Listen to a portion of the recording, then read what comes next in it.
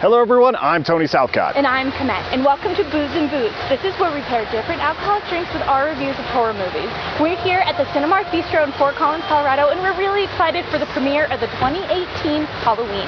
David Gordon Green's bringing it back. He got Jamie Lee Curtis. We are going old school with this Halloween, and we are excited. So we're going to tell you about the movie afterwards, but first we're going to make a drink in the kitchen. Hi guys, and welcome to the kitchen. We're going to be making the drink for the 2018 Halloween movie. I'm really excited about it, so we are going to be making some candy corn today. The cool thing about this drink is that we're going to be making different densities with the alcohol. It's a little bit more complicated than we usually do, but it's a lot of fun and it's pretty easy, so bear with me. The first thing that we're going to do is we're going to need 3 different cups. I'm just using plastic because it's a little bit more convenient for me, but you can use glass, it doesn't matter. And then basically what we're going to do is we're going to add simple syrup to this one, simple syrup and our alcohol to this one, and then just alcohol to this one. And what that's going to do is that's going to make each one of them a different density so we can layer them in our glass. So we're going to go ahead and start that. First one is we're going to put a shot of simple syrup in this one, and then we're going to put a shot of simple syrup in that one also.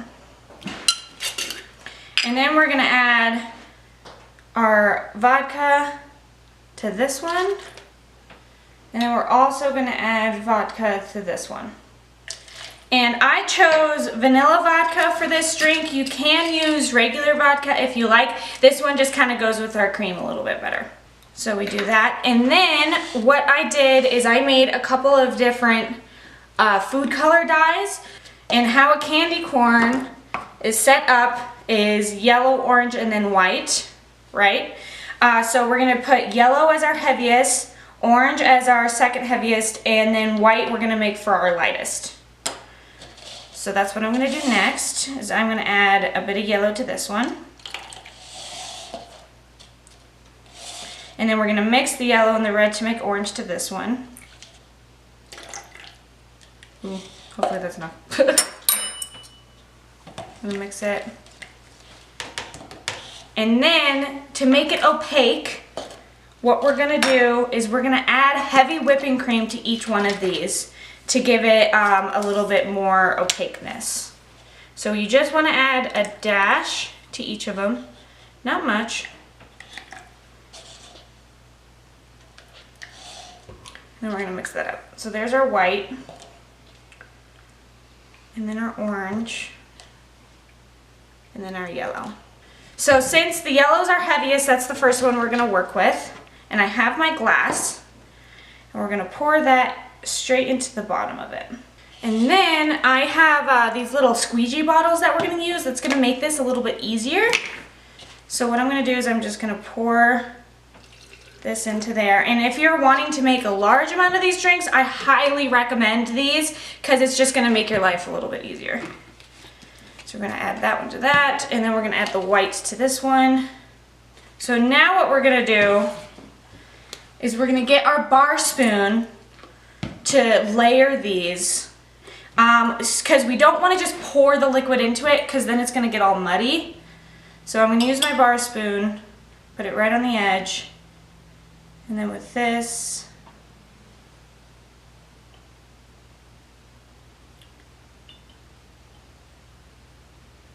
we're going to layer this on top of it.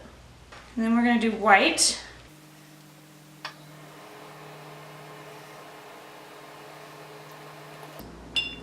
And there you have it. We made some candy corn today. He was shot by his own psychiatrist and taken into custody that night.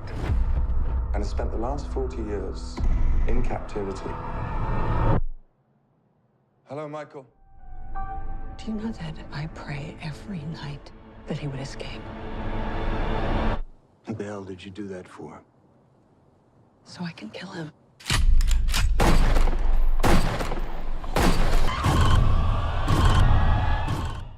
Well, we just got finished up with Halloween, and that is definitely a classic style slasher movie. Slasher movie to the max, yeah. I gotta say. I think that they might have intentionally forced the kill count way up. They were like, Mike Myers has killed 5 people, because this movie completely disregards the all the sequels. Basically, Yeah. anything from Halloween 1 onward is not canon for this. Even the one that Jamie Lee was in, the other one, Yeah, H2O.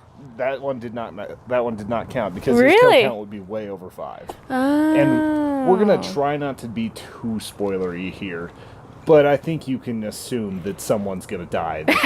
Yes, someone's gonna die. In the first bit of this movie, like the first 15 to 20 minutes, you're already past that 5-person kill count. Yeah. Like, it goes pretty quick. He mounts these up pretty quickly, and it definitely builds like the original Halloween movie, and you could tell that they were trying to do a lot of kind of Easter eggs and a lot of homages to the original, especially with how people are kind of searching houses and everything. They're building that tension, and they're very patient with the movie. And I could feel a few moments when they were building tension, like with the flashlight. Yeah. That I was like, okay, I get what you're trying to do, but kind of it's dragging on a little bit. Overall, I am not a huge slasher movie fan. I guess that's the word. You're a fan of the games, though. I am a fan of the games. I think you're thinking about Friday the 13th? Yes. Yes, that's okay. But I thought that the imagery was really great for this movie, not only with kind of the old school Halloween feeling, which they definitely had, and I think they had in the original they one. emulated the credits exactly. They did use John Carpenter's original score at times in this. Most of the time, they did like the new thing that's like it's just a heavy metal like like it's kind of a meme at this point. There were a few moments where the gore definitely stepped up. One of the problems that I've had with Michael Myers as a killer is that because he is so surgical in what he does, it sometimes lacks the creativity of Jason or some of these other ones. Like Jason will have the machete a lot of times, but he'll also find more creative ways. Freddy's probably the best at coming up with all sorts of different creative ways of actually killing somebody. For classics, for sure. But like they kind of circumvented that a little bit with what he did afterwards with some of the kills. But the thing that, like, the main difference between this movie and the other movies is that you have Jamie Lee Curtis going full Ahab. Yes. Like, she's going after her white whale the whole time. Yeah. If anybody's seen The Rise of... We're filming outside, it happens. Behind the Mask, The Rise of Leslie Vernon, he describes Ahab, like an Ahab-type character, as somebody who is seeking their white whale. They're kind of stalking the stalker, trying to get that kill. And that was definitely a theme in this. And you didn't really know it until kind of towards the end. If you saw the trailers, you kind of saw that, like, that she had gone a little bit PTSD. Sometimes go full Linda Hamilton from Terminator. Yeah. Like, we knew that it was coming, that she was going to be doing that. They even did the whole thing in the trailer where it's like, I prayed for him to get out every day so I could kill him. And the first Halloween movie, I can't remember the character's name. He was the one with the goatee. He was an Ahab in a sense, because he was you there. called that Hawkins? I don't The think sheriff? Hawkins was the same guy. It might have been Hawkins, but it was a guy in a trench coat. They showed him at the testimony. The actor, I'm pretty sure, passed away. Oh, I see. Okay, So, my like, bad. Hawkins was there, and then there was another character that he had a goatee. He was definitely like the hunter of the serial killer, and they kept a lot of the same language. Where he was more of an it, he was more of a monster. He wasn't just a psychopath. Because he is a blank slate. Like, he is nothing behind the mask. Yeah, it's void, pretty much. One of the most interesting things that happened with the first movie, do you remember the reveal and what he looks like? No. He's a normal dude. Yeah. But when they took the mask off, there were a bunch of people that wrote in saying they couldn't believe how grotesque his face was. But he was normal. Yeah, but that's because they built up what he was under the mask. Oh, okay. So in the 3 seconds you see his face, they didn't see what was normal there. They saw the imprinted version of what they thought Michael would be. Ah, okay. And that's effective for saying that they have created a monster on the screen. I think they did, although you never get to see his face, they did... You see some stubble, and that's about it. Well, yeah, but they make the impression that he is normal. He's a man.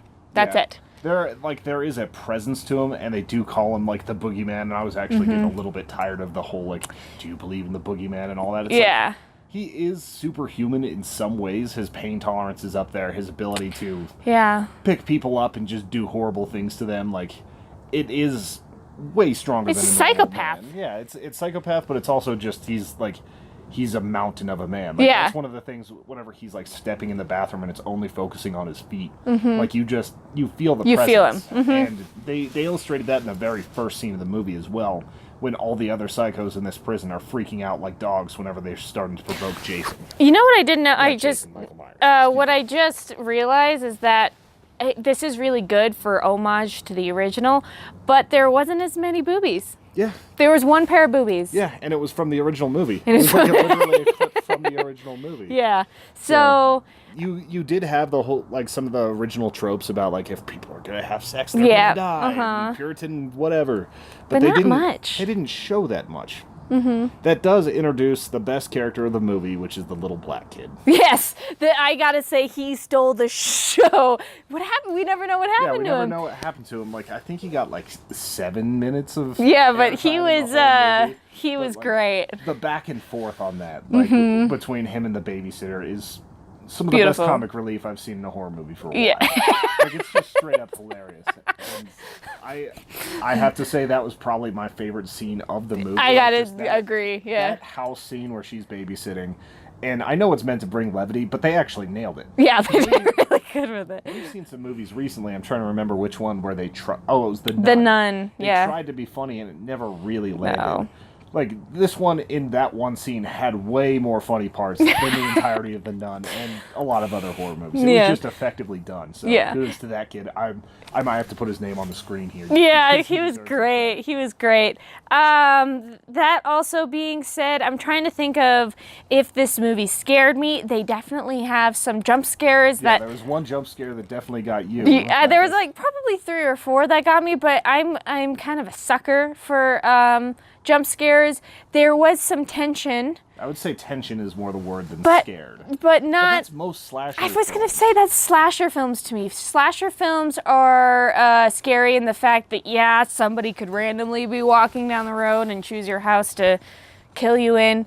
Which he went on a rampage, house after house after house, which was kind of terrifying. Yeah, that was horrific. Yeah. But it wasn't scary. No. Like, that's the thing about slashers, though, also, is that people are coming because they want to see the gore, they want to see the kills, and this movie does deliver on that. It does. If Very you're looking and for something in that's differently done stuff, like the mouth stuff was cool, and the prosthetics and all of the special effects I think were really well done. yeah, there wasn't a time looking at this movie where I was like, that was sloppy.